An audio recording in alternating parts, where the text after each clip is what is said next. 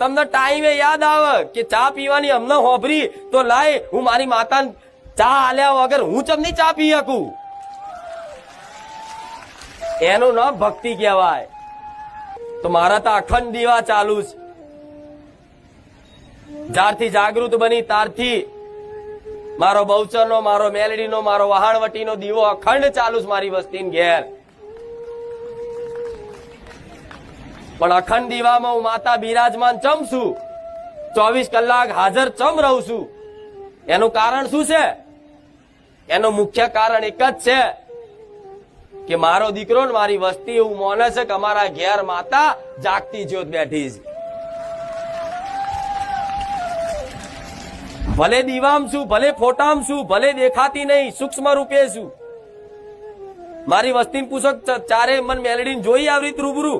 ના પાડશે કે ના અમે નહીં જોઈ.